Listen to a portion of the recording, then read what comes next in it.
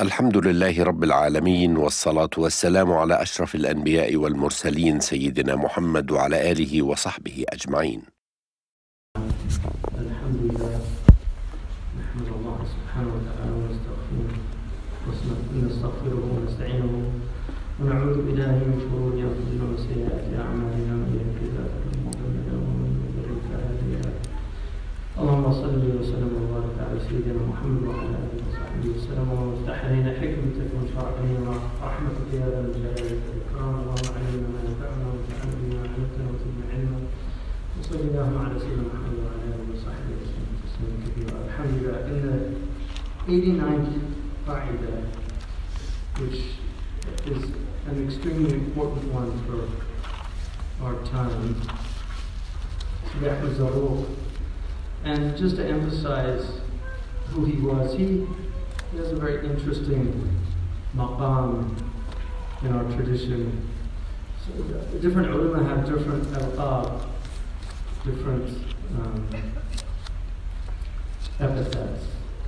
And his was muhtasib al-ulama wal-awliya, or al-awliya wal-ulama. The muhtasib is the one who has the hisbah. The hisbah is somebody who's like an ombudsman, or somebody who interfaces between the marketplace and between the government to ensure that the marketplace is adhering to the rules of the market. They're also the people that are appointed by the government to do amr bil ma'ruf and nahy anil munkar. So the muhtasib is the one who ensures that people are abiding or adhering to the decorum that the civil society, the civil Muslim society demands. So his epithet was the muhtasib, the one who is in essence in charge of quality assurance of the scholars and of the saints, so of the Sufis and of the ulama. And originally, in the early period, tasawwuf was, in fact, Imam Shafi'i mentions that the first generation, they called the righteous people the Sahaba, and then they called them the Tabi'een, and then they called them the Tabi'een, and then at that point you can't say Tabi'een, and then Tabi'een. And so he said after that they just called those people that followed that original pattern the Sufiya. So it was a very high maqam in the early. Now, as time passes, it becomes very corrupt. The Sufis become some of the most corrupt people in the Ummah, and there are many, many stories about that. Talmisul Iblis is a good example. Ibn al-Jawzi, who writes about all of the antinomial Sufis that existed. And so you have many different types of people that make this claim. And Ahmad Zarruq actually deals with that, the problem of making the claims. But traditionally, the Sufiya were generally scholars who actually practiced what they knew, and that's how they got that. And then you get into the different types of tasawwuf that I talked about last night. So the tasawwuf of the faqih that you find in books like Ibn al-Hajj, a very strict, rigorous tasawwuf. The tasawwuf of the muhaddithin, which you find in the books of Abu Bakr ibn al-Arabi, and then the tasawwuf of the Ubad, which you find in the books of Raqaiq and Zuhud.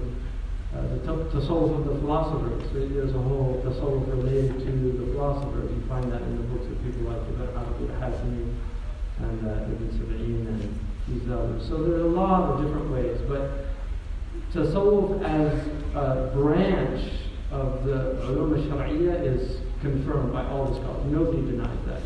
Ibn Taymiyyah has a fatwa, a section of his fatawa on tasawwuf, just on tasawwuf, fatawa concerning tasawwuf. So the idea somehow that tasawwuf is alien to Islam is a false notion, but then we have to define what it is. This is where the problem arises. Who defines it? Who sets its limits? Who determines what it is? Ibn Abdul Wahhab was not opposed to tasawwuf per se. So even the people that go into the category of Salafi, or some people call them Wahhabis, they were not opposed to tasawwuf. They have a very different understanding of tasawwuf than maybe some of the other groups. But as a science, and the proof of that is Abdurrahman al-Akhdari, one of the great scholars of North Africa, from Algeria, has a very famous poem on Tasawwuf, which was printed in Riyadh by the Hayat al-Amr bin al-Niqab. I have a copy of it. And the whole text is about Tasawwuf. So, unfortunately, common followers amongst these people, because there's so much attacks on Sufis, like the idea that these quburis, people that worship graves and things like that. I mean, I haven't met any Muslims that worship graves. I've seen bid'ah at grave sites, undeniably. But the idea somehow that people are worshiping graves, I haven't met Muslims that. I've never met any Muslim that would say that, that some saint in his tomb can harm or benefit him. I don't know. Maybe you have, but I haven't. But there's definitely bid'ah. And this one, when I went, I was with Sheikh Abdullah bin Bayyah in Marrakesh, and there's 7 famous scholars that people visit when they go to Marrakesh. We were there for another reason, but we went to visit these sites. Just to say salam, and make dua, and there's a blessing. The Prophet said, I used to tell you not to visit graves because it reminds you of the akhirah. And then there's a hadith, whoever visits a brother for the sake of Allah, he only visits him for the sake of Allah, that his sins are forgiven for that visit. There's another one, the angels say, for people that go visit somebody for the sake of Allah. Amar always said there's nothing in the hadith that indicates that it's alive or dead. Because it says, Man zara akhan lillah, if you visit a brother for Allah. So if you go to a place and there's like Qadi Abu Bakr ibn al-Arabi, I benefited greatly from his tafsir. So he's at the Bab of Fez when you go into Fez to visit. Assalamu alaikum rahmatullah, assalamu alaikum ya dar qawm al-mu'mineen. The Prophet said it directly to them. Assalamu alaikum ya dar qawm al-mu'mineen. Khatabuhum. It's in the hadith. He spoke to them. That would have no meaning if this idea somehow that they didn't have some cognizance of the visit. So, anyway, these are khilaf issues, but the khilaf in these things is so minute. Like the vast majority of scholars have permitted this. But that doesn't mean that there aren't innovations that happen. And that's why a lot of people attack the quote-unquote Sufis and these other things, because what they see at the tombs. If you go to Sayyidina Hussein in Egypt or something, you'll see munkarat. It's all munkarat. It's bid'ah.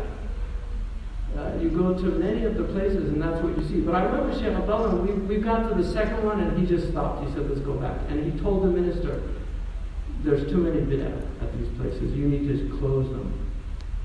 That's what he said. Either stop the people from doing what they're doing or close them. And this is part of what's happened in the Muslim Ummah, is that the ulama were so silent about all of these things that were happening in amongst the common people. Instead of elevating them and educating them, I was at this was when I was very young. I wouldn't do this now because the condition is abundantly better. But I was studying fiqh and I was in Mecca, and if you touch the Shakarwan, if you go inside the Shakarwan, you're inside the Kaaba. So if you're touching the Kaaba while you're making tawaf, your tawaf's invalid. So I saw somebody make a tawaf. He was in ihram and everything, and his hand, he's just moving along the Kaaba. And I said, actually, your tawaf's invalid if you do that. He looked at it and said, I'm the Wahhabi. I was like, I'm not a Wahhabi. Just telling you a fiqh. And this part of the problem is that if you make any, like, Amr bin Ma'ruf or Nahi al Munkar, you're a Wahhabi. I mean, this is like an attack on people. This happens now all over the community, unfortunately. So, these are big problems in our community. But a restoration of tasawwuf as a science, amongst the sciences of Islam, as the psychology of Islam, because it is the psychology of Islam, understanding the self, the nature of the self, understanding what the vices are, what the virtues are. Akhlaq is largely in the books of tasawwuf, in the history of Islam. There's a philosophical akhlaq that exists, like Ibn Miscaleh and Nasiruddin al-Tusi, Akhlaq al-Tusi, or Akhlaq al-Nasiri. Very good translation, by the way, of that into English. Fakhruddin al-Razi has a philosophical book on Akhlaq. Imam al-Ghazali's Mizan al-Amal is an excellent book. Ragib Isfahani, Tariq al-Makan al-Sharia. These are all amazing books on philosophical ethics. But the traditional ethics of the Islamic tradition is directly derived from the Kitab and the Sunnah. It's all in the books of Tasawwuf. So it's a great unfortunate circumstance we find ourselves in when, as a science, because of the actions of ignorant people and people claiming to be Sufis, that the science gets attacked. And this is what the English call throwing the baby out with the bathwater. It's a big problem. So he says in this 69th Qa'idah, حِفْظُ النِّظَامِ وَاجِبٌ. To preserve order, and he means here public order, is an obligation. It's a wajib. This is agreed upon by our tradition. وَمُرَاعَةَ الْمَصْلَحَةَ الْعَامَّةِ وَاجِبٌ لَازِمٌ. And to guard the general well-being of a society is a binding obligation on every member of the society. فَلِذَا أَجْمَعُوا عَلَى تَحْرِيمِ الْخُرُوجِ عَلى الْإِمَامِ بِقَوْلٍ وَفِعْلٍ. And for this reason, the Ummah is in agreement. He means that the ulama have agreed that to rebel against a ruler, either in words or in deeds, is prohibited. حتى أنجر في إجماعهم الصلاة خلف كل بار وفاجر. To the point where they actually made the argument that we pray behind every righteous ruler and bad ruler, because they're ما أقام فيكم الصلاة. ألا ننابذهم يا رسول الله. In the hadith they say, when he talks about the terrible rulers towards the latter days, they say, shouldn't we rebel against them? He said, no, as long as they establish the prayer. And then he says, وَغَيْرُ مَا لَمْ يَكُنْ فِسْقُهُ فِي عَيْنِ الصَّلَاةِ. As long as he's not a fasiq in his prayer. So as long as he's not doing something wrong in the prayer. وَكَذَا يَرَوْنَ الْجِهَادَ مَعَ كُلِّ أَمِيرًا لِلْمُسْلِمِينَ. And also to fight, to defend the lands of Islam with every Muslim ruler that is defending the lands of Islam. وَإِنْ كَانَ فَاجِرًا وَلَا غَيْرُهُ. لَا غَيْرُهُ. So that's traditional Islam. There are a lot of people today that are opposed to that view, but in all the books that I studied, this is what the ulama said. When we look at what rebellion does to a community, I think the wisdom behind this seems very obvious. And there are antidotes in our tradition to these attitudes of, and this is not in any way to support oppression. This distinction has to be made. This doesn't mean that we support the oppression of these rulers. The oppression is wrong, but it's called irtikab akhaf ad-dararain, taking the lesser of the two evils. Is it better to have order or chaos and anarchy? Because if you ask the people right now in Syria or Iraq or Libya or Yemen or any places where things break down, would you prefer to go back to the way it was before all this started?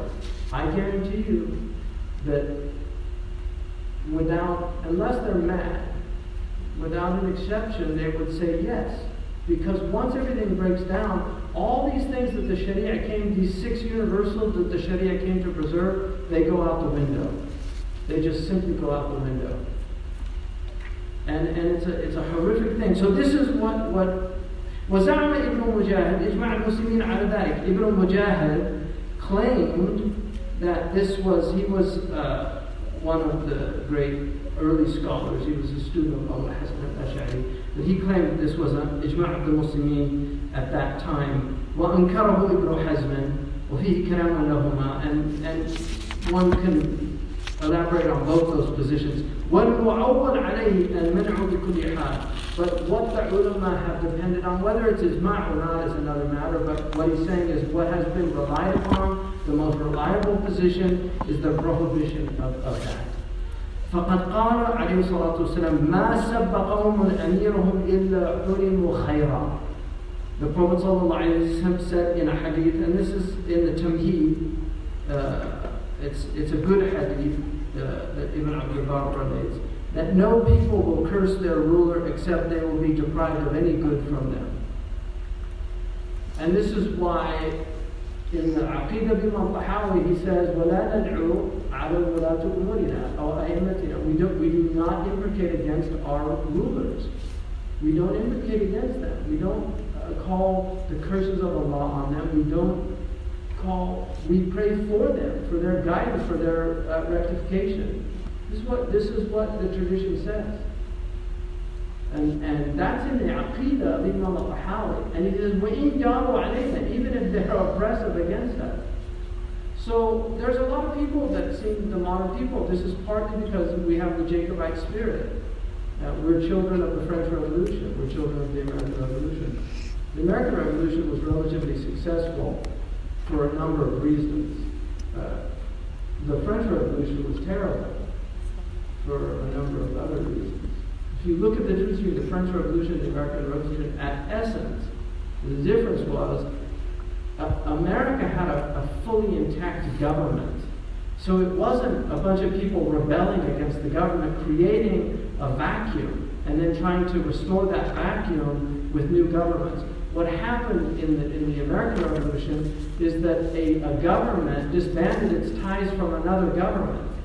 There was already a functioning government in the United States. Their capital was in Philadelphia. They had representatives from every state.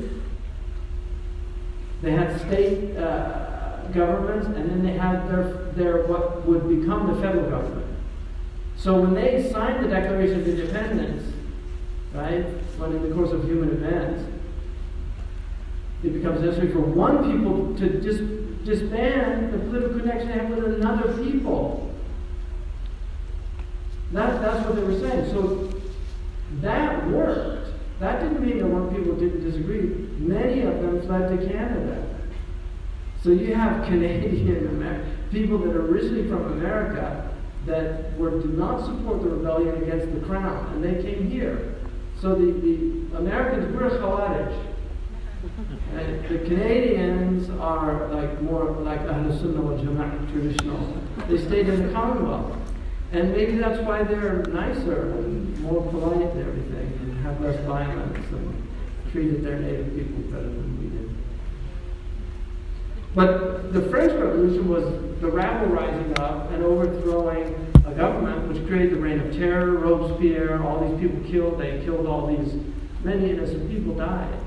These aristocrats were all, even some of the aristocrats that supported the revolution and supported reforms. So this is essentially what he's saying. Now, he also mentions that the Prophet ﷺ, in a hadith that Imam al-Tirmidhi relates, Ibn Majah and others from Hudayfa, that the Prophet said, "Al-mu'minu la yudhillu nafsah." This is a very interesting hadith. A believer does not humiliate himself. Ibn Abbas. And who is Ibn Abbas? Who's Ibn Abbas? Who's Ibn Abbas?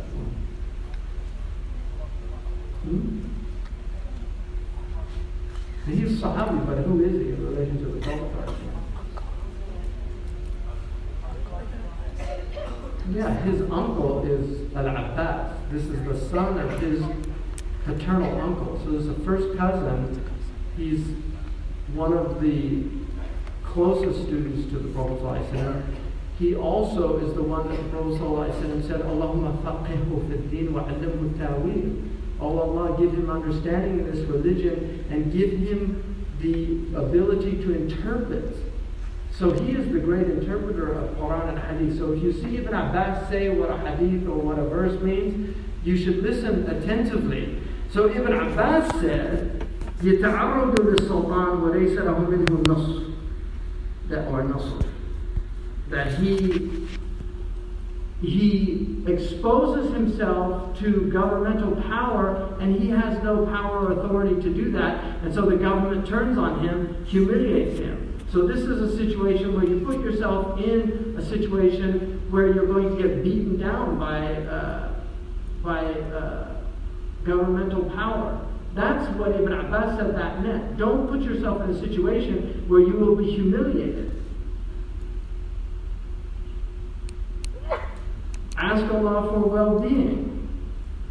And then in Tirmidhi, the Prophet ﷺ said, مَا مَشَ قَوْمًا إِلَى سُلْطَانٍ شِبْرًا لِيُذِلُّوهُ إِلَّا أَذَنَهُمْ اللَّهُ تَعَالَى.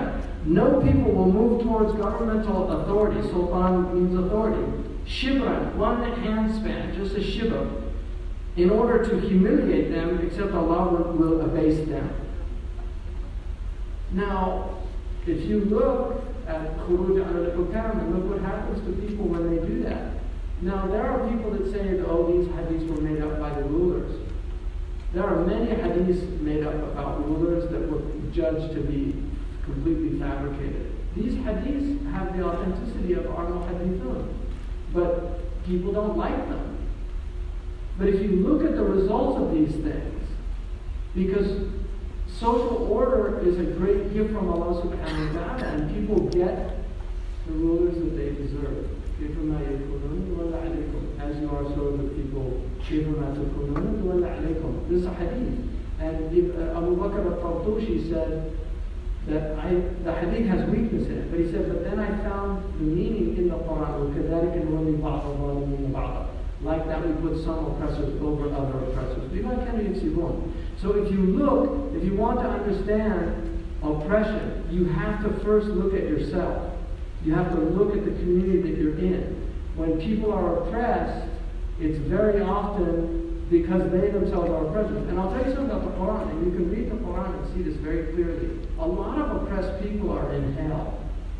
This idea that oppressed people are just, there's no moral agency, and that they just don't have any responsibility because they're oppressed. Where is that in the Quran? Show me where that is, because I'd really like to see it. Because the Quran has the mustad'afin saying to the people that oppress them, the oppressed, say to the people oppressed, if it wasn't for you, we wouldn't be here. You know what they say to them? What, we made you criminals? You know, we made you wrongdoing? Like, we had that power to do that? They actually ask the oppressed in hell, ask Allah to give the oppressors twice the punishment. You know what Allah's response to them is?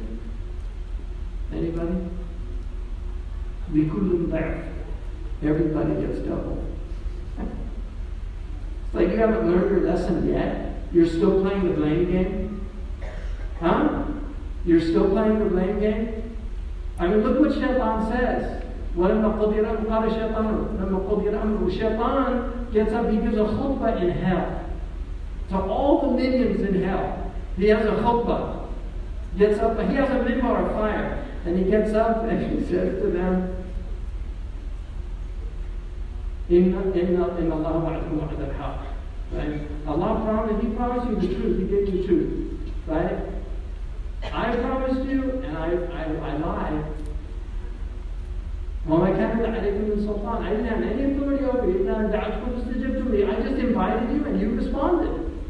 فَلَا تَلُومُونِي وَلُومُوا أَنفُسَكُمْ. Don't blame me, blame yourselves. That's what Iblis says. When Bani Israel gets out of Egypt, they ask for gods. Does God say, oh, you poor people, you were oppressed, and your mentality is like that, and so you poor people? No. They have to wander for 40 years after those blessings.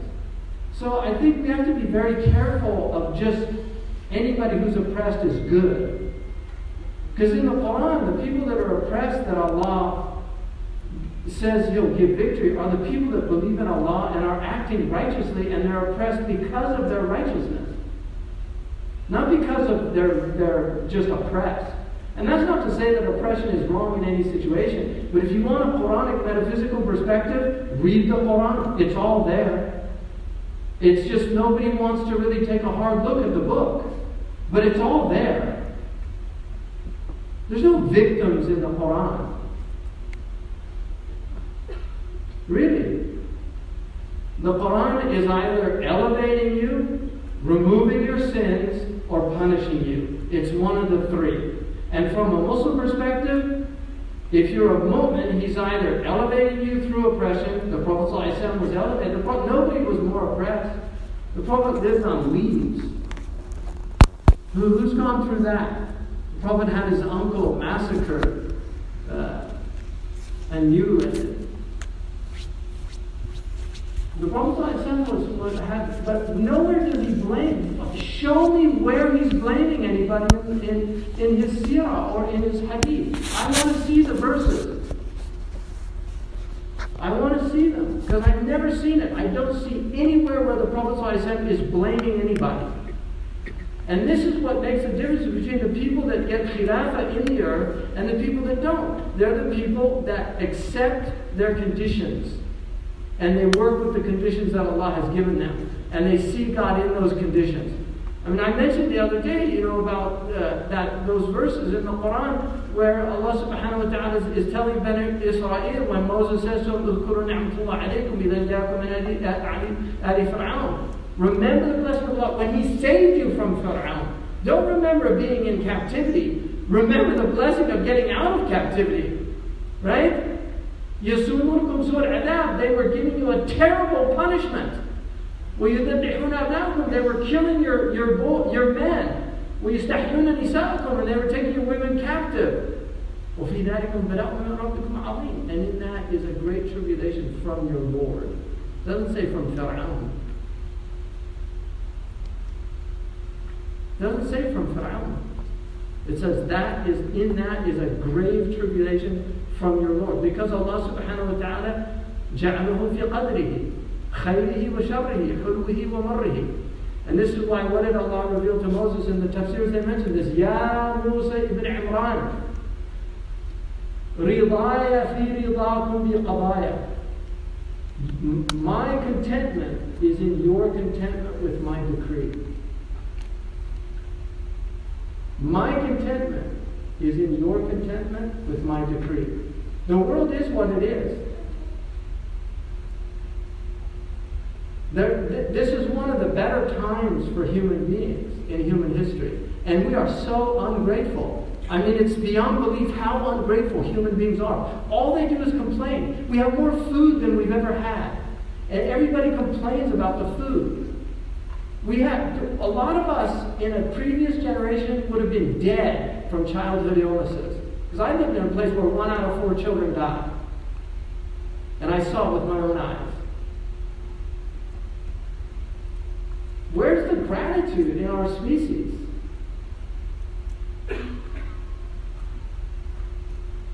Because at the end of those verses about being under the horrible conditions of Pharaoh, what does Allah say? If you thank me. He's talking to Bani Israel, but He's also talking to us. If you thank me for getting you out of that horrible situation, I will increase you in blessing. But if you're going to whine and complain about what happened to you and forget the blessings you're in now, what have you learned? What have you learned? So the whole Muslim world has gone up in flames, and it's just amazing. And as far as I can tell, it's from ignoring all of these injunctions that our ulama gave, because they went through these things and they saw. And this was in pre-modern times when you didn't have aerial bombardment, when you didn't have all of these horrific diseases inflicted on people that you have now. So, and then he says, I could go on, but in the end, all of it is contained in the Prophet's words, من حسن إسلام المرء تركه ما لا يعنيه والقوم أهرب الناس مما لا يعنيه والله أعلم.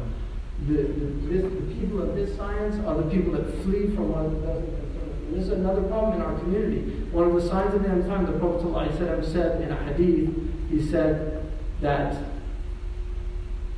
you will, he said that there will come a time, he said, يأتي على الناس زمان بين يدي الساعة سنون خداعة. Before the last hour, you will see years of deception. سنون خداعة, years of deception. يصدق فيه الكاذب ويكذب الصادق. The liar will be deemed truthful, and the truthful will be deemed a liar. يُخَوَّنَ الْأَمِينُ وَيُؤْتَمَنَ الْخَائِنُ. The treacherous one will be considered trustworthy, and the trustworthy one will be considered treacherous. And then he said, sallallahu alayhi wa sallam, وَيَتَكَلَّمُ الرُّوَيْبِضَةُ. And you will hear the Ruwaybidah. They said, who are the Ruwaybidah, Ya Rasulullah? And he said, الرَّجُلُ التَّافِهِ يَتَكَلَّمْ فِي أُمُورِ الْعَامَّةِ. It's insignificant people talking about the affairs of the general public. In other words, it's people that have no influence, no power to change anything, and they just write op-eds about the Ruwaybidah. What are you doing? And this is the question that everybody who's involved in this stuff has to ask themselves. How are you moving our ummah forward? How are you moving the ummah forward? It's very important, and this is at the essence of what the maqasid are. So in terms of, just to give you a summation, خلاصة تعريف مقاصد الشريعة. This is the summation of what the maqasid of the sharia are.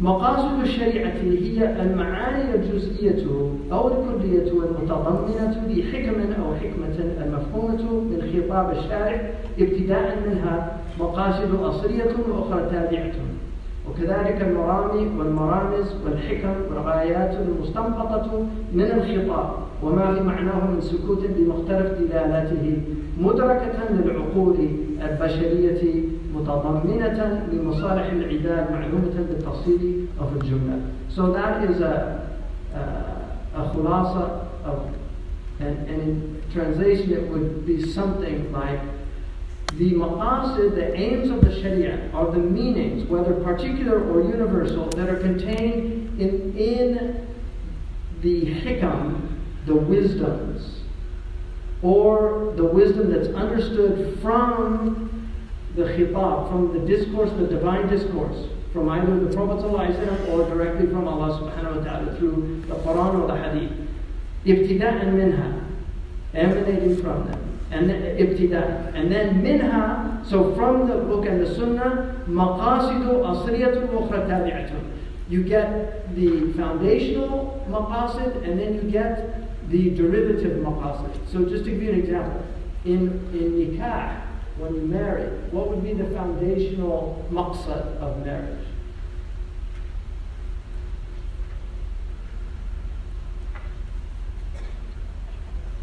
Nasab, right?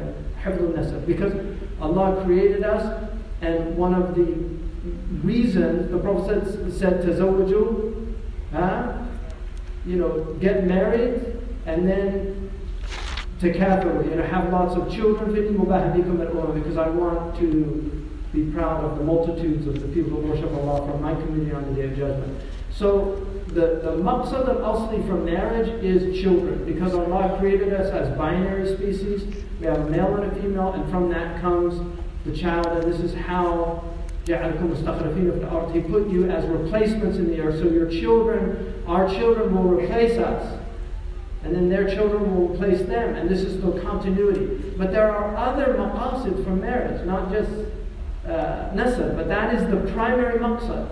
The other maqasid are things like ulfa, companionship. Not every marriage will end in children, and also people that are beyond the age of having childbearing will get married, not for the maqsad al-asli, but for the maqasid al-tabi'ah. Those aims that are secondary. They're not the primary, but they're the secondary aims. Ulfa, tamattu, also just pleasure. So this is part of the maqasid. So many things in the Sharia, we differentiate between maqasid al-asliya and maqasid al-far'iyya or al-tabi'ah. And also those indications from these wisdoms and the ghayat and mustanbata min al-khitab. So what we can derive from the maramis, from the aims, the goals. The marma is the target. What are the targets that can be derived from the discourse? So we can We can look at why pig is prohibited, and there's lots of different reasons. In the end, pig is prohibited because Allah prohibited it. But there are wisdoms that can be derived. So if a doctor comes along and says, well, one of the reasons why the pig is haram is because it's an unhealthy meat or this or that possibility, that's something that can be looked at. Or alcohol. We know now many studies have come out of late indicating how bad alcohol is for people. Many studies. So that's part of the wisdom of the prohibition, but those are derived through reason. So that's at the essence. Now,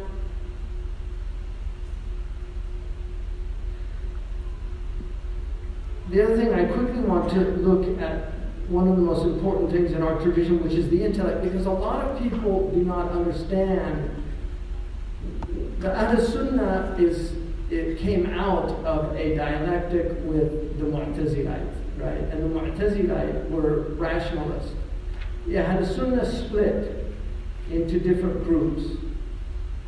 So the Hanbalis, the Shafi'is, the Malikis, the Hanafis. You had other people at the time. There were around 30 Sunni madhabs at the time. But the Ummah congealed into these 4 great schools. 2 of the schools have more reliance on right or opinion, analogical reasoning and these things than the other 2. But all of them have a recognition of the importance of intellect. So the Maliki and the Hanafi have incorporated into their usul aspects that have a very strong rational component. So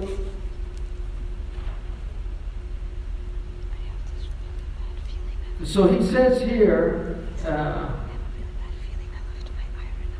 يجب أن ننتبه أو ننبه على أن العقل الذي يشير إليه الأستاذ أبو إسحاق الشرازي وأبو الفرج بن الجوزي على أساس أنه يحكم في رد النصوص عند قيام التعارض ووجود الاستحالة هو العقل الخالص القائم على المسلمات. So when our scholars talk about our intellect determining that certain things are invalid in the nusus, what he says is it's important to clarify that this is the intellect that is based on musallamat, axiomatic principles. So if we find something in the Sharia that clearly goes against something that is axiomatically known, then it's rejected. And even if the Senate is sound. Or it's interpreted, I mean, obviously the first thing they always attempt to interpret it. So for instance, if you have verses in the Quran, like the sun sets in Ayn Hamida, this Ayn Hamida. I mean, there's different interpretations of that, but it's certainly not a spring. It doesn't set in a spring. Some of them said it's actually the eye that sees it setting, so it's an appearance of the eye. And that was an early commentary. So, and there are many examples of that in the Quran. You can't take that literally because the intellect rejects it. You can't take it literally that the Hajar al-Aswad is Yamin Allah fil ard. It's the right hand of God in the earth. You can't take those literally because it's impossible. Yastahilu, aqlan. The intellect would never accept that. So the intellect has a role, but one has to recognize what the parameters of the role of the intellect is.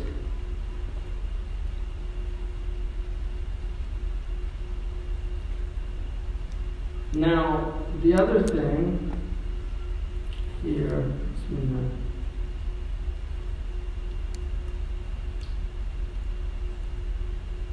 so here's an example. If a questioner says to a judge, لِمَا لَا تَحْكُمُ بَيْنَ النَّاسِ وَأَنْتَ غَضْبَانٌ, why don't you judge when you're angry? فأجاب بأني نهيت عن ذلك كان مصيبا كما أنه إذا قال لي أن الغضب يشوش عقلي وهو مظنة عدم التثبت في الحكم كان مصيبا أيضا. والأول جواب التعبد المحض والثاني جواب الالتفات إلى المعنى. So if a judge is asked, why can't you judge when you're angry? Because the Prophet ﷺ prohibited a qadi from judging when he's angry. So if the Qadi says, because I was prohibited from doing that, he is correct. But if he also says, because anger clouds the ability to reason, he's also correct. And so he says the first answer is a devotional answer. The second answer is a maqasidi answer. It's looking at the maqsad. What is the purpose? What is the wisdom behind it? And this can be done with the vast majority of the Sharia. Now, in terms of al-maqasid al-kubra, the great maqasid. The maqasid al-kubra التي سماها بعض العالية لا يمكن ادعاء حصرا فيها. So some of the scholars claim that you could not really enumerate the maqasid al-kubra. فكل عالم يقترح مقصدا بناء على ما فهمه. Each scholar will suggest these maqasid al-kubra, the great aims and imports, intents of the Sharia. كقول ابن رشد, for instance, like Ibn Rushd, who's called Averroes in the West. مقصود الشرع تعليم الحق وعمل الحق. So he summed up the Sharia. The Sharia, the intention of the Sharia is تعليم الحق وعمل الحق. It is to teach the truth and then act truthfully, act in accordance with the truth. Fakhruddin al-Razi said, all of the Sharia can be summed up in two things. عبادة الخالق والرحمة للخلق. To worship Allah and have mercy on Allah's creation. Ibn Qayyim al-Jawziyah said, الشريعة كلها حكمة وعدل وَرَحْمَةٌ وَمَصْلَحَةٌ. So those are the four maqasid al-kubra that he identified. He said all of the Sharia is wisdom, all of the Sharia is just, all of the Sharia is merciful, and all of the Sharia is beneficial. So he said, إِذَا انْتَقَلَتْ مِنَ الْحِكْمَةِ إِلَى الْأَبَدِ. If it goes from wisdom to folly, it's not from the Sharia. إِذَا انْتَقَلَتْ مِنْ الرَّحْمَةِ إِلَى ضِدِّهَا. If it goes from mercy to cruelty, it's not from the Sharia. If it goes from justice to jawr, from adalah to dhulm or jawr, it's not from the Sharia. And if it goes from maslaha to mafsada, it's not from the Sharia. If it goes from what is beneficial to what is harmful, it's not from the Sharia. That's a very excellent perspective to have if you understand those four things. It's very useful to have.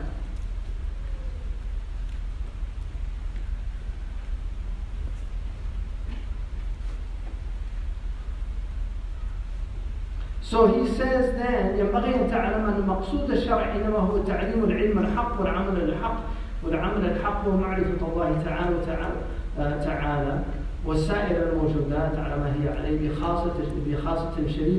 بخاصة الشريفة منها ومعرفة السعادة الأخروية والشقاء الأخروي. So to know the intent of the shar', that it is to teach knowledge of the truth and then act according to the truth.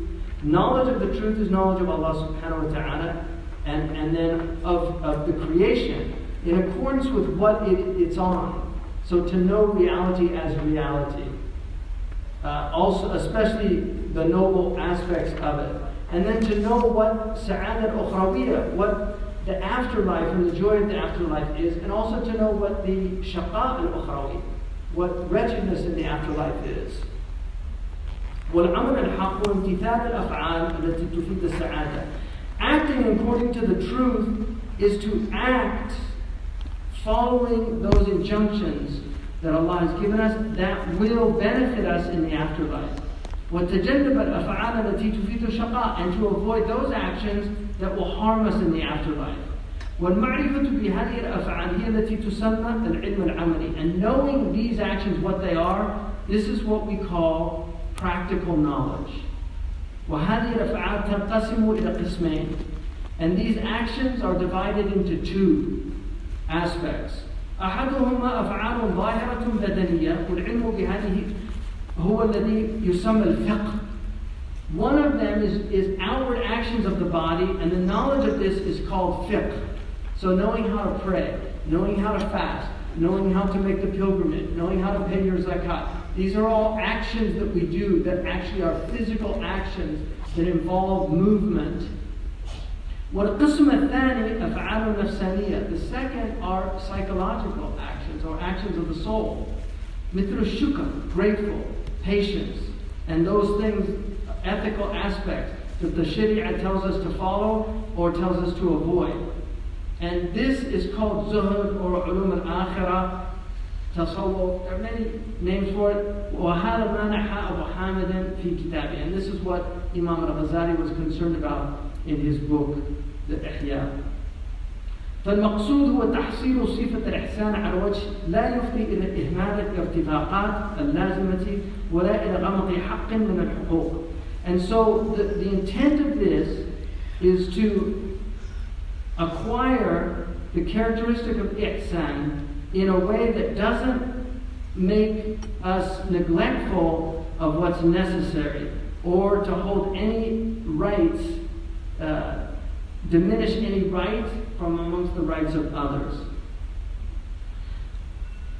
And then another maqsad is al-istighlaf fil-ard. So this is very important that Allah subhanahu wa ta'ala created us to replace the peoples that went before us. Some of us, our parents are dead. They raised us, they nurtured us, they educated us. And then now they're gone and we're here in their place. And then we have our children and we raise them and educate them and prepare them to take over from where we are.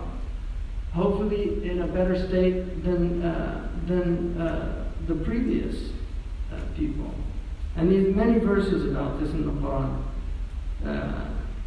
آمنوا بالله ورسوله وأنفقوا مما جعلكم مستخلفين فيه believe in Allah and in His Messenger and spend out from what we gave you as mustakhlafin fi, that you inherited this money. The money existed, wealth exists, and then you inherit it. You inherit the jobs that previous people had.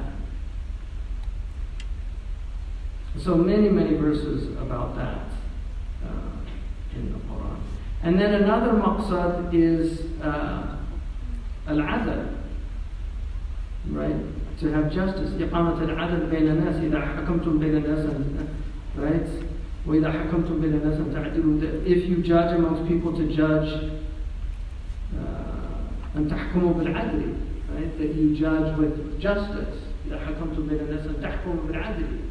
إن الله يأمركم أن تؤدوا الأمانات إلى أهلها. That you fulfill the sacred trust, and when you judge between people, you judge with justice.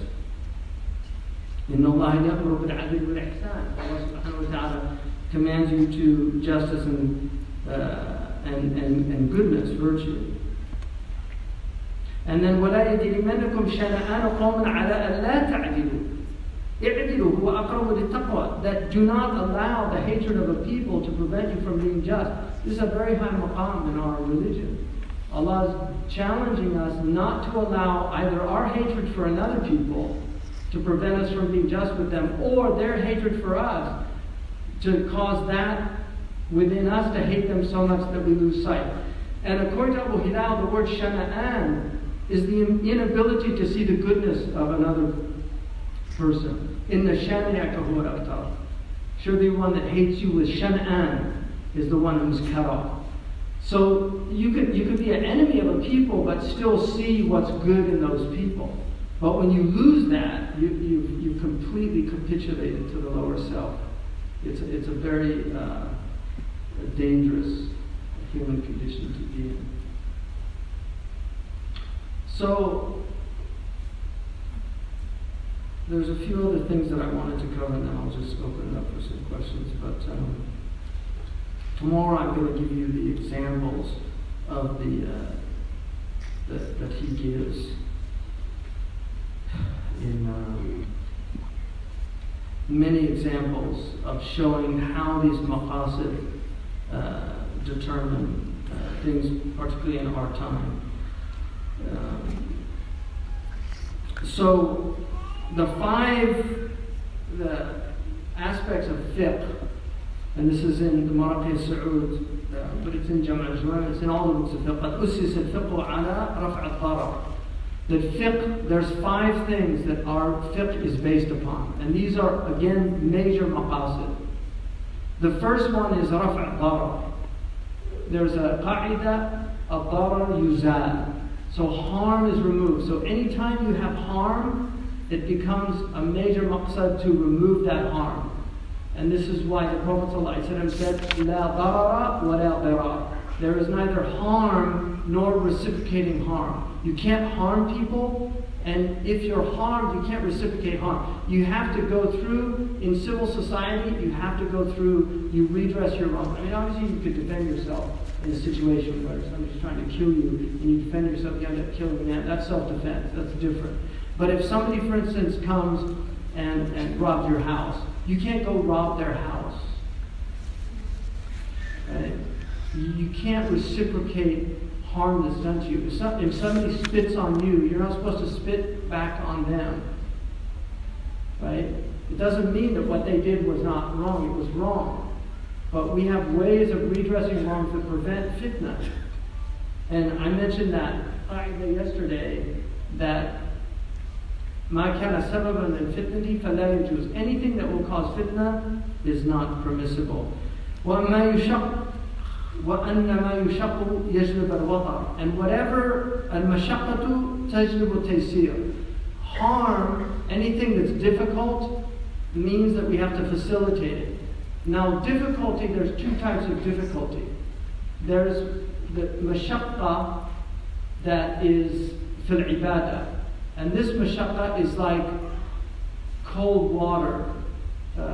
If you have to do wudu, and it's cold and it's winter, and your heater broke down, that's not a permission not to do.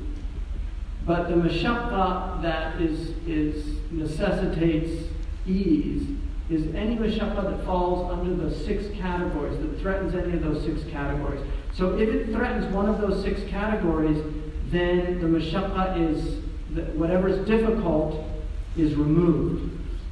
So if you're going to harm yourself, like for instance, the Sahabi he was wounded in battle, and then he slept and had a wet dream, and they were traveling, and they demanded that he do ghusl.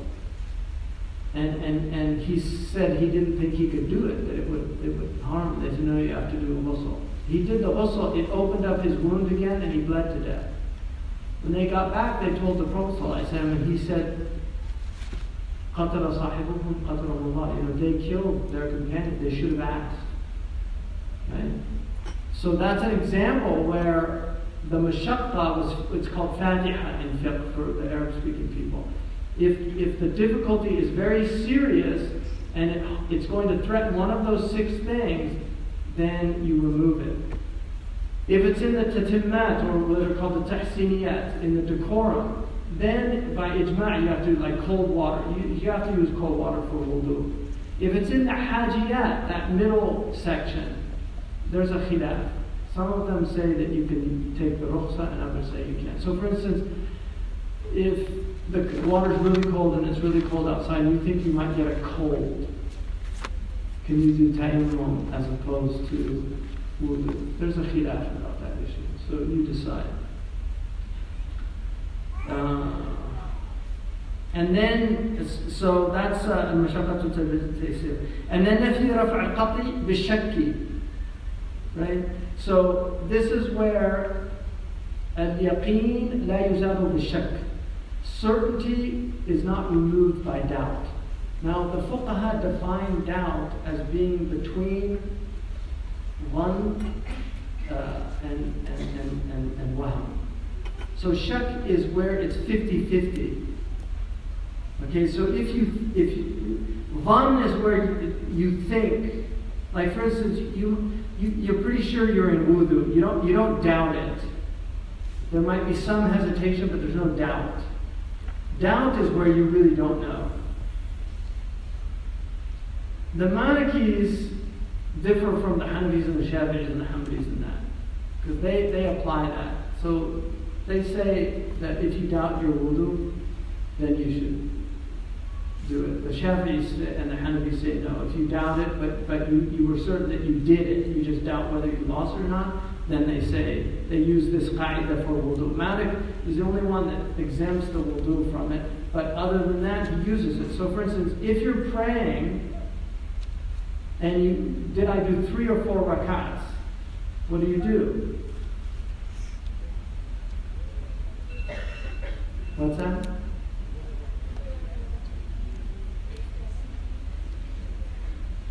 Right, you base it on 3. So you go to the what you're certain about. Because you're certain you did 3, but you don't know if you're in the 4th. Yeah, so you have to do 1 more. So you're doing 1 and you think, is this the 4th or the 3rd rakat? You're certain you've done 3. What you're doubting about is the 4th one. So you assume it's the 3rd, and then you make it up, and then you do your sujood as-sahw. So that's because certainty is not removed by doubt. That's this qaida. So it's a very important qaida in fiqh. And then, وَأَنْ يُحَكَّمَ الْعُرْفُ, the urf. And we say al-'ada muhakkama, that the Prophet ﷺ was commanded in the Quran, in Surah Al-A'raf. Allah subhanahu wa ta'ala says, خُذْ الْعَفْوَ. Like, take their extra. It could also mean, to forgive, but take the extra. Don't take what people need. Take what they have that's extra. خُذْ الْعَفْوَ. وَأْمِرْ بِالْعُرْفِ. And enjoin to the urf. Command what is known amongst people. So it could mean ma'ruf here, like to virtue and things like that, but it's also, the fuqaha take it to mean what's customary practice. So I'll give you an example. Aisha's age is a debatable issue, and I don't really want to go into it, but Aisha was certainly young, maybe 12, maybe 16. She was young, but again, this was not an issue even in the 19th century. If you look at Washington Irving's biography of the Prophet, he mentions Aisha was 9 when she married the Prophet. All he says is, but it was well known that women of that time matured early. He doesn't say, look how horrible this is. And because in the 19th century in America, in the 1830s and 40s, girls got married at 10, 11, 12. There's still states in the United States where the law is 12 with parental permission. So it was much more common in pre-modern times. The urf today is a 12-year-old, although it's probably changed because there's so many 12-year-olds getting pregnant now. But a 12-year-old in the urf of Western culture is considered a child, right? And therefore, it would be inappropriate for somebody to marry a 12-year-old. Because al-'ada muhakkama in the Sharia, this is one of the maqasid of Sharia, is that it acknowledges the customs of people. And I use the example of Bani Arfida. These were Africans who came, they were from Ethiopia, they were Africans who came they became Muslim, and they were dancing in the masjid, and the Prophet let them do it. Umar wanted to stop them. Because for the Quraysh, it wasn't appropriate. That's their urf. These people, that was their urf. And with urf, one is not better than the other. They're customs, they're practices of people. And that's why in our culture, what would be in other cultures, uquq al-walidain, is not necessarily uquq here. Right? So mistreating your parents, in certain Eastern cultures, the way a decent son or daughter treats their parents in the West would be considered utterly outrageous in, say, India or Pakistan or some of the Arab countries. They can't even get their head around that. Like they can talk to their parents like that. But in this culture, the parents aren't offended by that. I mean, they might be I'm not talking about people that are offensive. You have to look at the urf of the culture. So the urf is very important in Sharia. Dress is part of urf. The Prophet ﷺ wore no specific dress. We know that he wore a Yemeni jubba. He had a shirt from Byzantine. He had a shirt from Habasha. He wore the izar of the Arabs. his clothes, and I believe that he dressed in many different clothes to really drive home the point that clothes are off. But modesty is part of the religion. So you can't, if the urf of a culture is for a woman to walk around in shorts or a man to walk around in shorts, we don't say, oh, well, that's urf and I'm following the urf. No, you follow the modest urf of the culture. Right? I mean, Mukhtasar Khalil and Maliki Kuriha Muhaddidun. It's makruh to pray in something that defines the body. So tight pants, like tight jeans. For a man, let alone a woman, for a man it's makruh to pray in something but it's makruh. Makruh is not the same as haram. It's very important. I mean, it's obviously, the Hanafis have a nice distinction between what they call tanzih and tahrimi. I actually like that distinction. The Malikis have, they say khilaf al-awla. So the makruh tahrimi is very near to haram. But it's not haram. Whereas the makruh tanzihi is closer to mubah. But it's still discouraged. So these are distinctions in the Sharia. And then finally, كون الأمور تبع المقاصد. So الأمور بمقاصدها.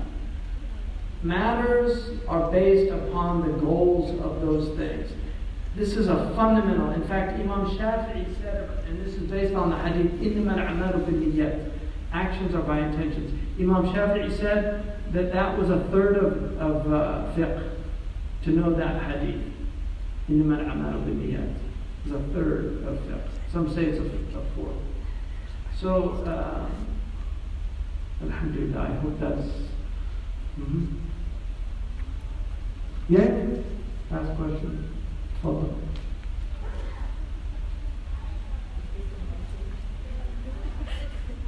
Yeah.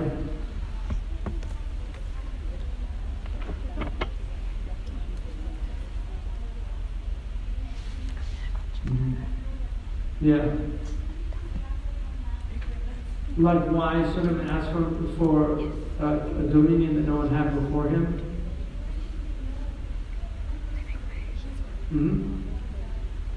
Well, he was a just ruler, Sulaiman. Yes. I mean, people are going to curse rulers. The point is, what's the benefit of it? It's better if they get if they get tawbah and become good. You know, I mean, there's some pretty evil rulers out there. It goes back to just benefit. Like, what's the benefit of cursing? One of the signs of the latter days is that people would curse inanimate things. You like your cell phone when it dies. It's just stupid if you think about it. You know, people have you ever seen anybody get out of a car when it breaks down and they kick it? They're just hurting their foot. But this is the human condition. So there's no real point in cursing a rule. It's better to ask that Allah either you can Allahumma khalasni minhu. It's dangerous. They came to Hasan al-Basri and they said, you know, make a dua against the ruler. And he said, I'm afraid if Allah gets rid of him, you'll get monkeys and pigs over you. You know, it's like we don't know if he's actually better than what would come after him. So you never know. I mean, you think one's bad and the next one makes the other one look like a saint. You know, ask older Libyans. They're almost gone, this generation of Libyans. But they used to say, Iblis wala Idris. That was a Libyan chant when they got rid of King Idris. Iblis wala Idris. I mean, Arabs are very clever with like slogans. But Allah gave them Iblis. Right? They got Gaddafi. So it's beware of what you ask for. You just don't know. And Allah knows what's good for us. We don't know. So it's not that we support tyrants. I don't support any tyrants. I don't like tyrants. I don't like oppression. I would like to see more freedom in the Muslim world. But I think freedom comes with great responsibility. And Allah subhanahu wa ta'ala, I think, تُؤْتِي الْمُلْكَ مَنْ تَشَاءُ. That's in the Quran, Allahumma مَلِكَ الْمُلْكِ. O Allah, possessor of all dominions. تُؤْتِي الْمُلْكَ مَنْ تَشَاءُ وَتَنْزِعُ الْمُلْكَ مِمَّنْ تَشَاءُ. That you give dominion to whom you please and you take it away from whom you please. تُعِزُّ مَنْ تَشَاءُ. You exalt whom you please. You abase whom you please. Allah is the one that puts people in power. Power is not from humans, it's from Allah subhanahu wa ta'ala. He gives dominion to whom He pleases, He takes away from whom He pleases. And so we ask for our rulers to be rectified, all of them. I'd rather have these rulers, even here, like, we should pray for their guidance. Allah ahdihim wa saddid khutahum. If they make the wrong mistakes, we're in trouble. And the world is a fragile place. Things fall apart very easily. Things fall apart. And honestly, I had two parents. That my father, was a World War II veteran. My mother told me a lot of stories about the Depression, what happened in the Depression. Things can get really bad on this planet. And if you don't believe me, you can ask anybody from Syria. We have Syrian refugees. Ask them about what it's like to live when everything breaks down. It's a horrible condition to be in, and that's why we have to be grateful. And I'm not saying that we shouldn't, work for a more just society. I'm not saying that in any way, shape, or form. I'm not in any way condoning any of the injustices. But I tend, alhamdulillah, I read the Quran a lot, and I think about the verses in the Quran a lot, and I read tafsir, and my perspective is what I have derived from the metaphysics that I've seen embedded in the Quran. And I just don't see, I see a lot of Muslims adopting worldviews that are alien to our tradition. And our tradition is very committed to justice, but it's also committed to mercy. And I think if we focus solely on justice without إِنَّ اللَّهَ يَأْمُرُ بِالْعَدْلِ وَالْإِحْسَانِ. And the Prophet ﷺ, Allah did not say, وَمَا أَرْسَلْنَاكَ إِلَّا عَدْلًا لِلْعَالَمِينَ. He didn't say, I only sent you as a justice for all the world. He said, I sent you as a mercy to all the world. And one of the strange things about humans, nobody wants justice on the Day of Judgment. Nobody. Nobody at Arafat is saying, oh Allah, be just with me. Ya Allah, Ya Adab. Nobody is asking for justice. They're all saying, oh, forgive me for my transgressions. So you want for your brother what you want for yourself. That's why one of the great sages of the ancients said that when there's love, there's no need for justice. People forgive other people. Part of the whole message of Surah, the 12th chapter in the Quran, which is the chapter of family. If you want to understand family from a Quranic perspective, read Surah Yusuf. Because that's the chapter of family. And Surah Yusuf, did you have any brothers that threw you down a well? Or tried to kill you? They actually were talking about, let's kill him. No, we'll just throw him down the well. My siblings. But in the end, He forgives them. And what I derive from that is that Allah gives you a family to learn how to forgive. And if you can't forgive your family, you're not going to be able to forgive your friends or your associates or your fellow man. A lot of questions. I'll get to the back ones over here.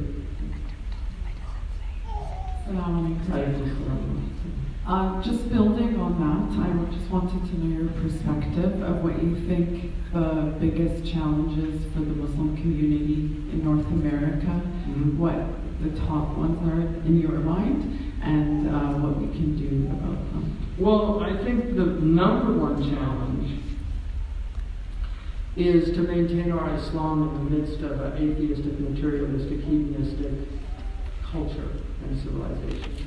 And a civilization that is very, in many ways, anti-fitra.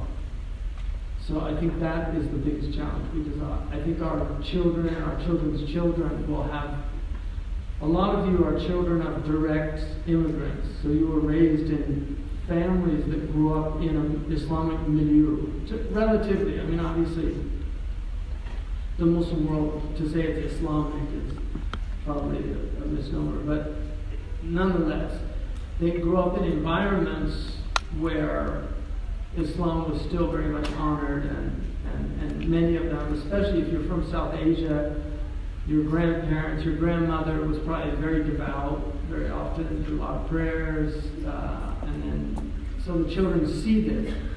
Well, now you're seeing the second and third generation, and they're very different. They don't have the adab. I mean, I've seen it just in my own experience. You're all very well behaved, but I've really seen a change from people that are like 40 and above, because when I first started teaching in the Muslim community, those people that I taught, they had a lot of adab, just basic adab towards teachers, and now I just see young people, I mean, I sound old now, but because that's one of the signs of getting old is you complain about young people, but I mean, it really is different. I'm sorry. And I think this generation that's on the internet generation is very different. And I'm very worried about the technology and the effects that it's having on young people. I see a lot of social autism. I see a lot of people that just don't seem to have an ability to connect. I mean, my son, none of my children grew up with the technology. They had very limited access to it. None of them had computers. They didn't have cell phones until they got older. I didn't let them play on games and things like that. I mean, their fun was going to a bookstore. And they actually did end up liking it in bookstores. So they still like to go to bookstores and hang out. But when my son went to a high school, he told me that the first day that the teacher said, "Who has a personal computer in their room?" He said, "Everybody raised their hand except for him."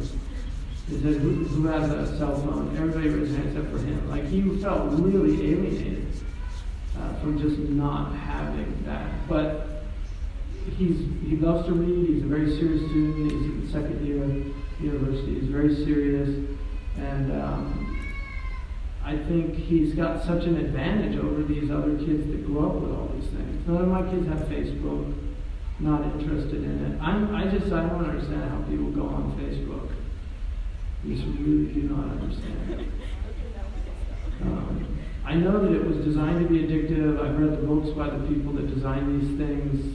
They actually there's a very interesting book called Videocracy. It was about how things go viral.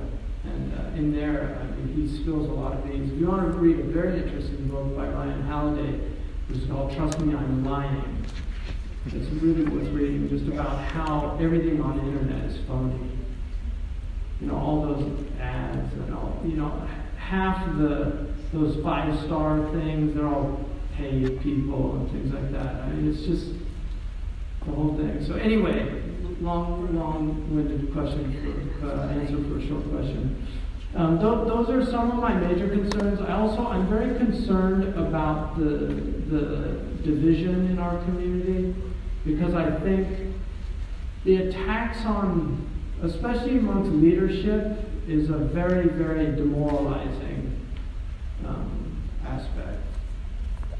I've been speaking since 1993 publicly, and I challenge anybody to find, I've talked about ideas, I've attacked ideas, but I don't call out names, I don't talk about groups, and some people don't like that, they want you to. Imam al-Ghazali says that bad ulama, one of the hallmarks of bad ulama is that they attack other Muslims, scholars. And Ibn Uthaymeen has a very interesting article that he wrote on why Muslim scholars should not attack other scholars.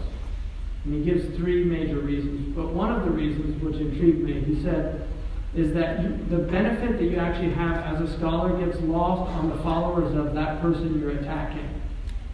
Because people like people, so some people, they like this scholar and other people like that scholar. And so if they like them, one of the things about liking a person is you tend not to see their faults. That's what Imam Shafi'i said. وَعَيْنُ رِضَى عَنْ كُلِّ عِبٍ كَلِيلَةٌ كَمَا أَنَّ عَيْنَ سُخْطِ تُبْدِي الْمَسَاوِيَةِ. Right? That the eye of contentment sees nothing but what it's pleased with, and the eye of contempt sees nothing but what's displeasing to it. So when you don't like somebody, you hear somebody talk, and you don't like them, everything they say is you're going to find fault in it. Because you're prejudiced. You already don't like them. So even if they say valid things or useful things, oh, he's just saying this. And this is an old story. One of the poets, he said, ما أحد من ألسن الناس سالما لا ولو كان ذاك النبي المطهر. Nobody is safe from the tongues of people, even that righteous prophet. The people attacked the Prophet. فإن كان مقداما قال أهوج وإن كان مفضالا قال مدبر. If he's brave in battle, they say what a reckless fool. If he's generous, they say what a spendthrift. وإن كان منطقا قالوا وإن كان سكيتا قالوا أبكمون وإن كان منطقا قالوا مهدر. If he's silent, they say what a dumb mute. And if he speaks, they say what a blabbermouth. And he said, وَإِنْ كَانَ صَوَّامًا بِاللَّيْلِ قَائِمًا يَقُولُونَ زَوَّارٌ يُرَائِ وَيَمْكُرُ. And if he fasts a lot and gets up at night and prays, they say, what a phony, he's just showing off. Right? I mean, this is, that's just human condition. Don't be one of those people. You know, there's a lot of people that they just seem to have an incredible, inordinate amount of time to attack other people. There's a tree in paradise for the one whose own actions preoccupy him for the wrongs of others. And the Prophet ﷺ said, this is a beautiful hadith that Ahmed related. The Prophet ﷺ said, أَلَا أَخْبِرُكُمْ بِشِرَارَ النَّاسِ. Can I tell you who the worst human beings are? الْمَشَّؤُونَ بِالنَّمِيمَةِ. People that go around sowing dissension amongst people. الْمُفْسِدُونَ بَيْنَ الْأَحِبَّةِ. People that create problems between people that love each other. SubhanAllah. الْمُفْسِدُونَ بَيْنَ الْأَحِبَّةِ. الْبَاغُونَ لِلْبُرَاءِ يَبْعَلُ. Those who love to find the faults of innocent people. Those are the worst human beings according to the Prophet. So, it's very interesting, but there's always going to be these people. So he says, فَلَا تَكْتَرِبْ بِالنَّاسِ في المدح والثناء ولا تخشى غير الله والله أكبر. That's how he ends it. He said, don't be concerned about what people say, whether praise or blame, and don't fear anyone other than Allah. And Allah is greater. Our scholars, as you affirm, favor the continuity of rulers who rule for obvious reasons, order, even if corrupt. It was encouraged to pray for eminency. But most of our prior Muslim rulers were not voted in. They inherited their kingdoms and ruled so long as they lived, so Muslims were essentially at their mercy. Does this figure into our scholars' bias towards them? Would this position have been different if they were put in or out based on their merit? I mean, it's a good question. We obviously were in a period in the past, you had what were called subjects. You were just a subject of a state. Now we have a type of representational government. A lot of it is phony, right? I mean, there's a veneer of republicanism, but in reality it's the corporations that control a lot of these politicians. They put them in power and then they do their bidding, but we're like farm animals. The thing about farm animals is that you don't want them to die. You want the eggs, you want the milk, so you take care of them, but you don't feed them the best food. You're always going to cut corners. Right? So humans, this is the way governments and corporations look at us. They need us to buy their goods and make them rich, and so they treat us relatively well in Western societies. Right? We're the house slaves, to use Malcolm or the Nations, and then you have the field slaves. So in the rest of the world, a lot of people are living in horrible conditions. But one of the things about us in the West, and we have to be very careful, is that we're all in the 1% over here, and compared to the rest of the world. So be careful, because So I think, it's a valid point. I'm not going to deny that. But I think, nonetheless, the argument that order is and this doesn't mean, in the Maliki madhab is the strictest on this issue. Maliki madhab does not permit protest, historically. The Malikis they considered tajammu' was khuruj al-hakim, that if you actually protested or got into a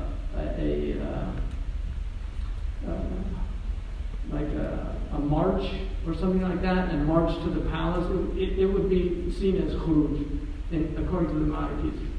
They're very strict about these things. Imam Malik did not join, there were revolutions during his time, he never joined them. So Muhammad ibn Zakir ruled Medina for about 18 months. Malik was in the city, he never took bay'ah with him. So that Malik tended to be pretty apolitical, he did not have political opinions, but he did not join the revolutions. So the other madhabs actually do allow for peaceful protest. Historically, Ahmed ibn Hanbal said about the highest jihad is kalimatul haqqan and the sultan al-jahil. The highest jihad is to speak the truth in front of an unjust ruler. Ahmed ibn Hanbal says privately. You don't do it publicly. You do it privately. So, and I'll tell you something about Sheikh Abdullah bin Bayy. There is a video on YouTube of a Mauritanian ambassador who was the ambassador of Libya. And when Sheikh Abdullah was vice president of Mauritania, Mukhtar Dada sent him to Libya to meet with Gaddafi about a problem they were having because of Libyan interference in Malta. So he went, and this Mauritanian, I didn't know the story, we learned it from the Mauritanian ambassador. He was interviewed on the interview, he told the story. He said that Sheikh Abdullah, when he came in and met with Gaddafi, he gave him the letter from Mukhtar Dada, and Gaddafi read it. And then when he was done, he said, "This is from the president, but now I want to say something that's from me, and I'm not representing my country." And he said, "Ya Sayyid al-Ra'is Muammar Gaddafi, ما لكم تنكروا حديث البخاري وتنكر الحديث وتحذف قول من القرآن." Why are you changing, claiming that the hadith are not sound, and claiming that Abu Huraira was not a sound source, and claiming that the Quran, there's things that need to be changed? He said, "Make tawbah." And the Mauritanian ambassador said that Gaddafi made tawbah in front of him. Maybe just out of karam or fear, I don't know. But he could have got killed for that. That's kalimatu haqqan 'inda sultan al-jahil. And nobody would have ever heard about that because he doesn't go around telling what he does in private. Nobody would have ever heard about that had not the Mauritanian ambassador. So getting up on a minbar and shouting, there's a lot of people do that, and a lot of them do it in safe environments. What is the order for individuals who suffer from a biological condition, androgen insensitivity syndrome, congenital adrenal hyperplasia, that may impact one's identification of their sex or gender? I mean, first of all, there definitely is what's called a mushkil in the Muslim fiqh tradition. The mushkil, you have the mukhannath and you have the khuntha, you have the ma'gun. These are all terms that the fuqaha gave for different times, and some of them come right from the hadith. There was a type of transgender character in Medina at the time of the Prophet ﷺ. They were the mukhannath, and it was somebody who they were very effeminate, and they sat with the women, they didn't sit with the men. In Sahih Bukhari, the Prophet ﷺ, there was one that used to come and sit with some of the ummahats. And one day the Prophet ﷺ heard him telling one of the relatives, who was a man, to marry so-and-so because she comes in with, I think he said 7, goes out with 10, which was about the folds of fat on her, because the Arabs liked very hefty women. And so when the Prophet heard him say that, he prohibited him from sitting with the women after that, because he knew that he had an eye for attractive women. So there's always been these people, but in Islam, a true mushkil has to choose. We're a religion that still asserts binary reality. So you have to choose to be a male or a female if you're a true mushkil. If you have gender, dysmorphia or some kind of that's a mental illness. There's people that have these illnesses where they think, like Munchausen's disease, and there's all types of delusions that people have. If you have the delusion that you're a woman and you're actually a man, that's a mental illness. What our culture's doing is it's turning mental illness, it's normalizing it. So, and we should have compassion for these people. Unfortunately, they don't want compassion. They want full recognition as for us to accept fully. But I'm talking about our religion. This is not what this society determines. This is a secular society, and they have their laws, and they can determine things. And in public spaces, they can make laws where you have to use pronouns and things, and people get fired from public jobs now for not adhering to these things. But I'm talking now just purely about our religion and the normative practice of our religion. This is the normative practice of our religion. So if you do have that type of, if it's a true mushkil, oddly enough, the Iranian ulama gave fatwa for sex change operation, if there really was that. So in Iran, actually, they have that for these people that have this mushkil. But if somebody is clearly a man and thinks they're a woman, and they want to have drugs to enhance their breasts and things, and those things are prohibited by Sharia to do that. And Johns Hopkins, I don't know if they're still doing this, but they did not practice at Johns Hopkins, which is one of the leading medical universities in the world. They would not do sex change operations because they considered the risks too high, and there was no empirical evidence that it helped the people. Like that they became better, that they felt more. The suicide attempts are still the same rates after as before in these studies. Like that. So it's definitely a very interesting issue, but like I said, these people have always existed. Muslims traditionally were actually quite compassionate with people that were like that. Effeminate people, there are always men that are effeminate, and there are also women that are masculine, more masculine than other women.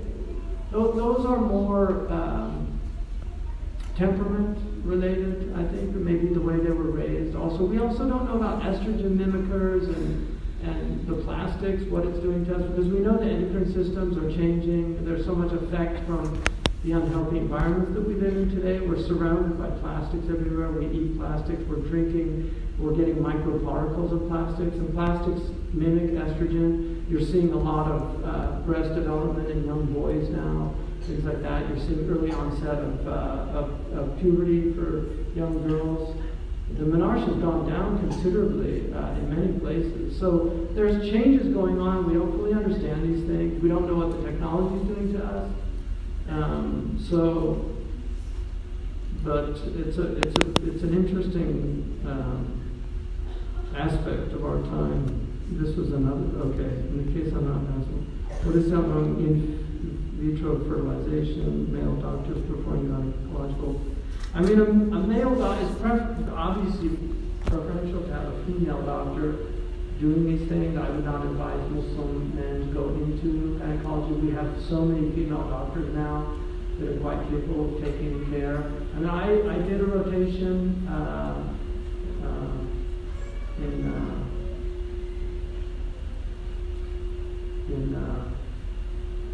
when I was doing maternity and pediatrics. I did a rotation for a couple of months, and it was very uncomfortable for me. I mean, I had to do pelvic examinations, things like that.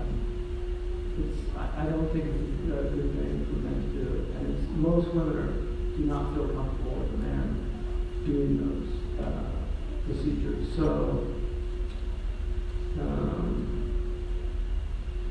but obviously, if there was not a female gynecologist, there were only males, then you can do that. In terms of the in vitro fertilization, there's khilaf about these issues, and I would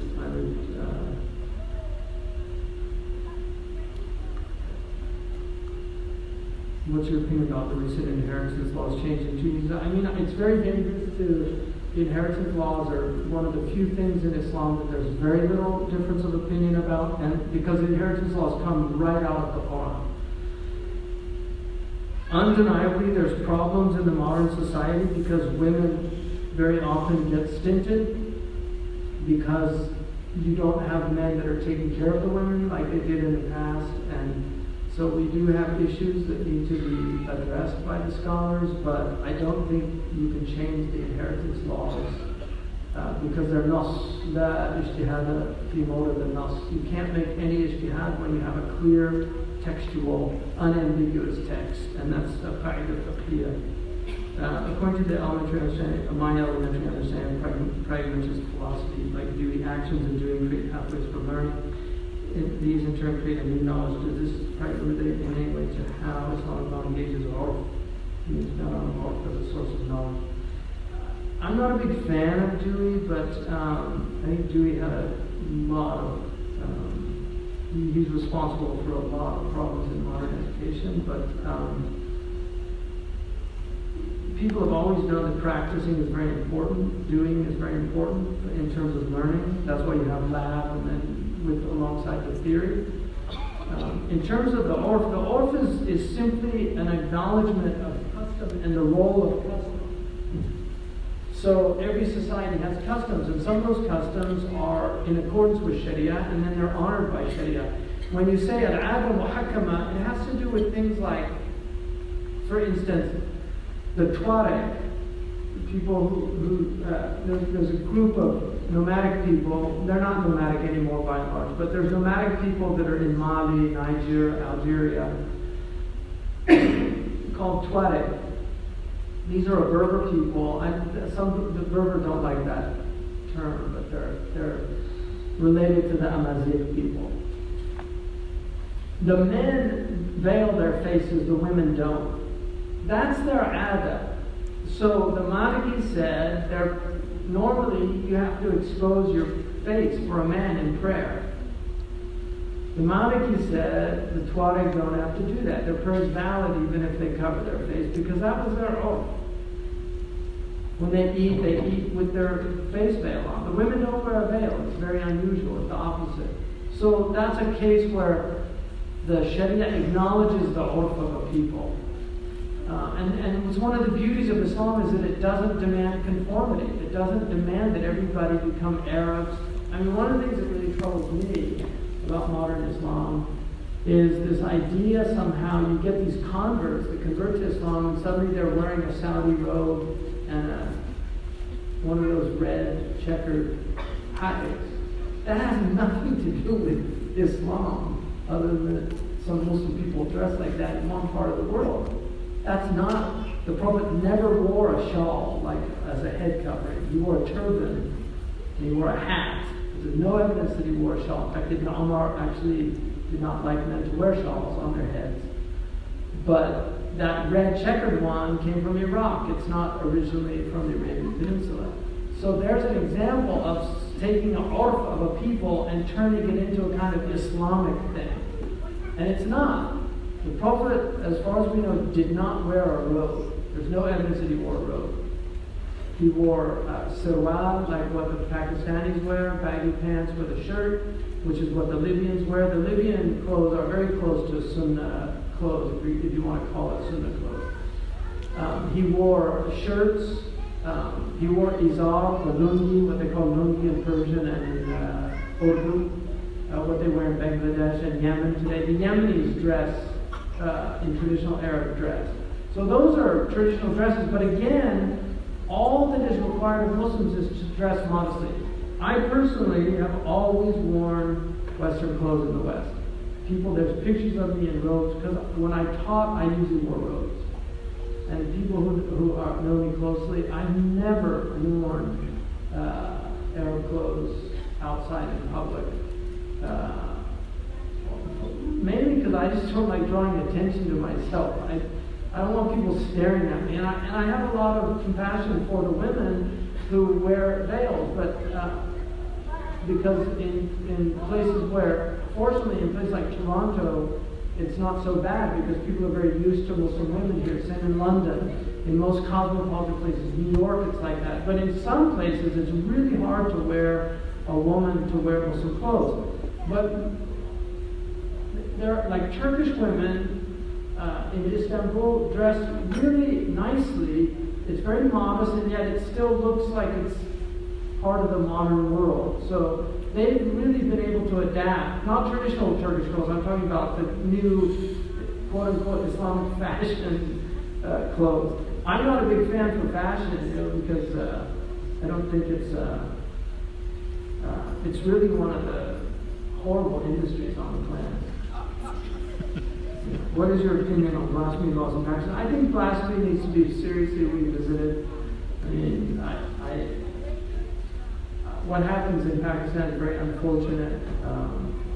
We don't want people doing blasphemy, but the idea that we kill people, a lot of these people have mental illness. Really, they have mental illness. And then you also, I came across one case, and I heard this from a judge, a colleague in Pakistan, that it turned out that the family wanted, the in-laws wanted the inheritance of this guy.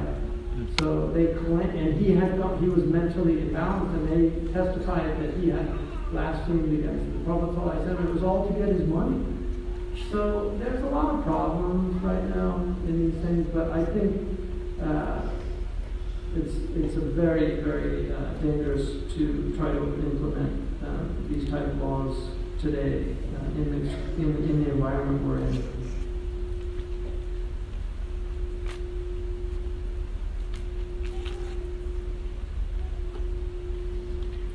This is about the ayah about the zania, a zania, that somebody who commits zina should only marry somebody who commits zina.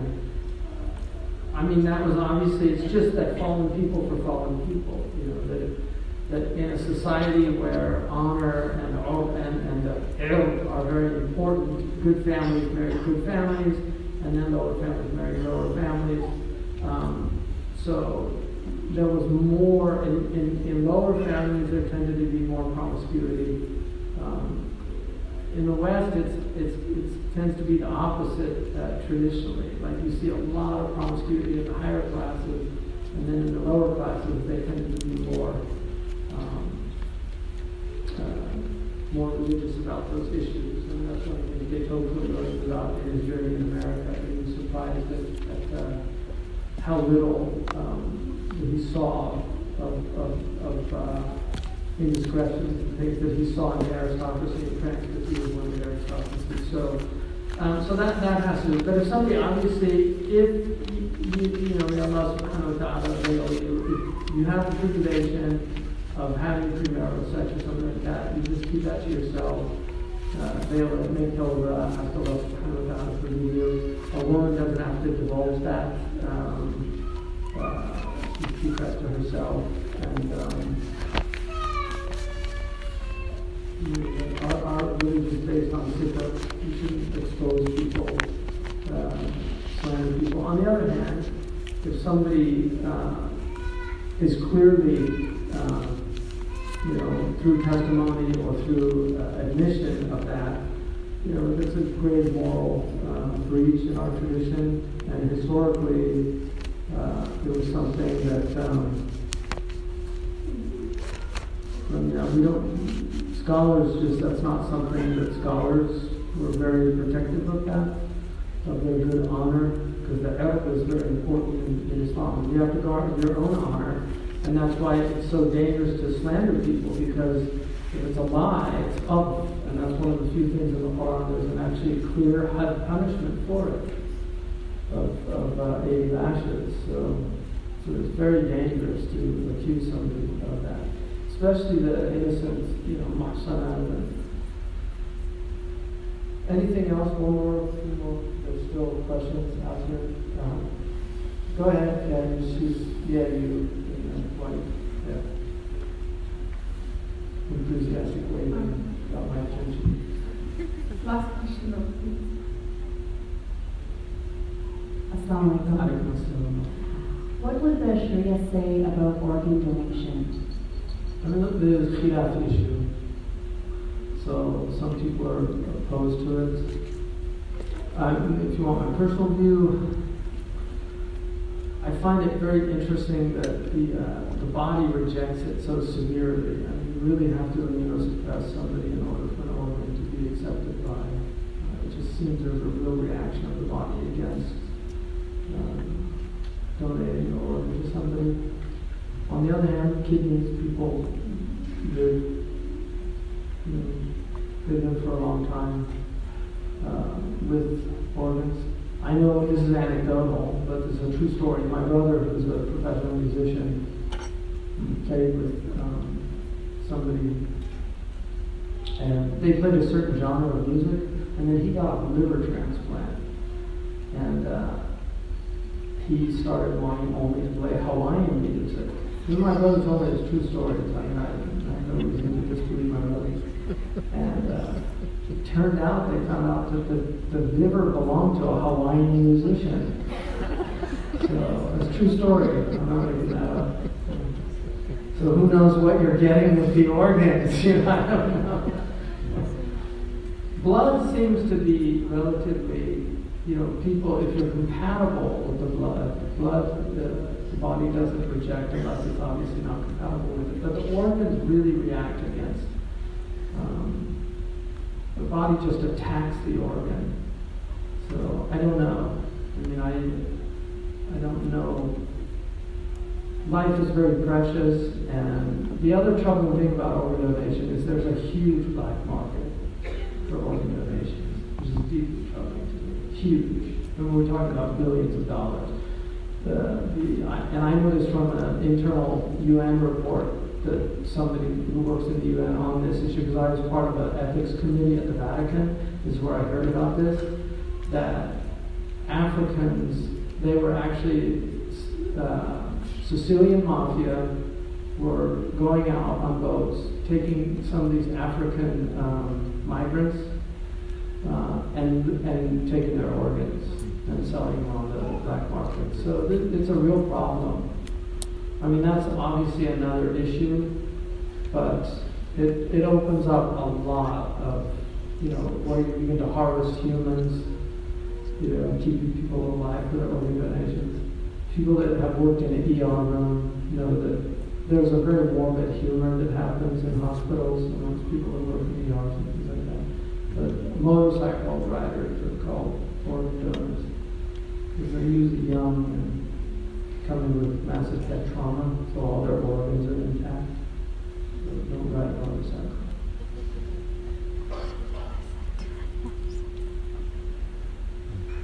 Go ahead, you can pick the people, because I start feeling like people are going to say he's biased, he's picking all these people. You go ahead.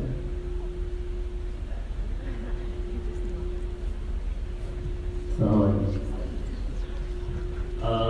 I'd just like for you to explain regarding how religious knowledge doesn't equate to emotional intelligence and social intelligence, and how we can develop that skill set to bring out the potential within society. Right. Emotional intelligence is something the Prophet ﷺ identified in a hadith. He said, "At-tawaddud ila an-nas nusf al-aql," which is a good hadith. He said that to make yourself likable to other people is half of intelligence.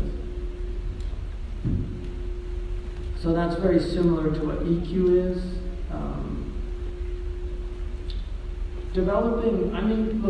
Temperament plays a very important part in our lives. Our scholars follow the Galenic model. Ibn Sina developed it quite considerably in terms of the psychological profiles. It's very similar to the Myers-Briggs taxonomy of personalities.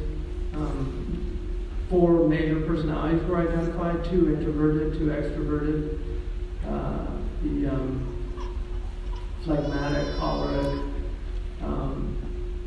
melancholic, and sanguine personalities, and then you have compound aspects of that. So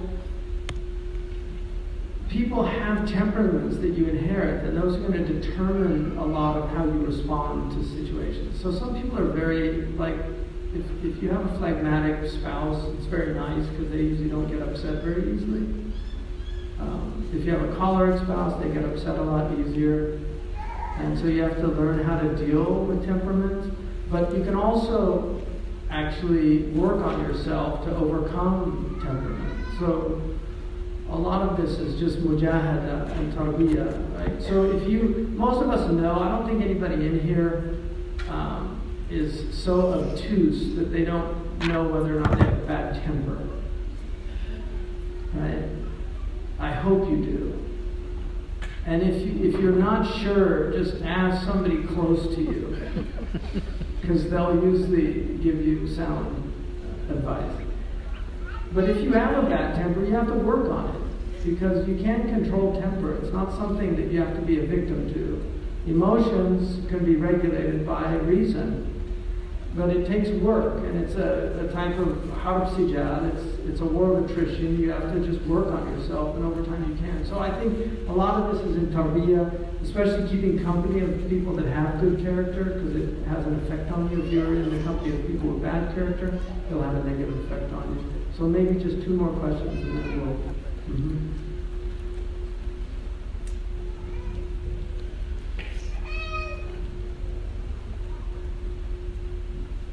Assalamu alaikum.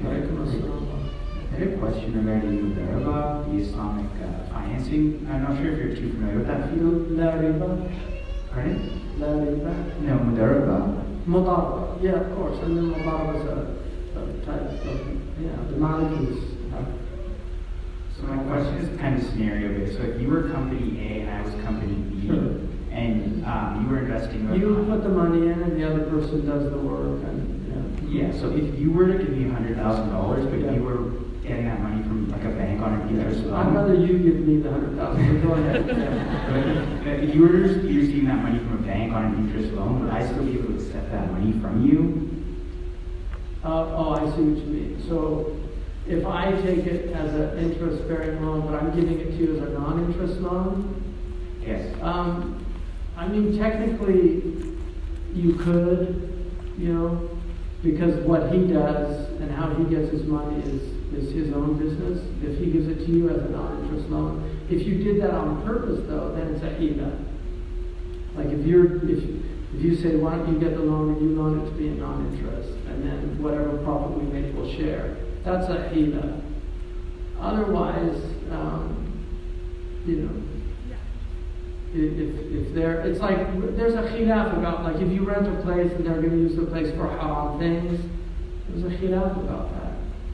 So the ulama differed on it. Some said you couldn't, some said you could. So these are the ins and outs. Obviously, اتقوا الشبهات من اتقى الشبهات فقد استبرأ لدينه وعرضه. The Prophet ﷺ said, إن الحلال بين وإن الحرام بين وبينهما أمور مشتبهات لا يعلمهن كثير من الناس فمن اتقى الشبهات فقد استبرأ لدينه وعرضه ومن وقع في الشبهات وقع في الحرام.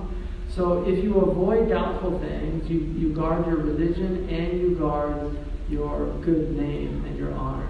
So there's no doubt that would be a shubha, it would be a doubtful type situation. So it's just, to say it's haram would be very difficult, because he's giving it to you as a non-interest loan, and where he got it from, that's his own business, and that's between him and God. So, Wallahu a'lam. Last one, and then because I guess it's late. Yeah. Assalamualaikum, Sheikh. Just wanted to ask you, is there any example from the Prophet's life as to what he did with people who entered his religion and then left without any intention to harm the Prophet and his companions? Yeah, the Prophet ﷺ did not apply ridda. There's no evidence that anyone was ever killed for leaving the religion. We know that people left the religion during his lifetime. Some of them came back into Islam during the time of the Khulafa and are considered tabi'een, even though they were Sahaba and then they lost their sahba by leaving Islam. So we know that people did come back to Islam, which to me is kind of a proof that you should leave people alone. because you give them a chance to come back. You kill them and then that's it. You know, you give them a chance to come back. Because people go through periods of evolution. There's a hadith من بدل دين المقتول which Ikrima relates. It's in al-Bukhari. He was the Mawla of Ibn Abbas.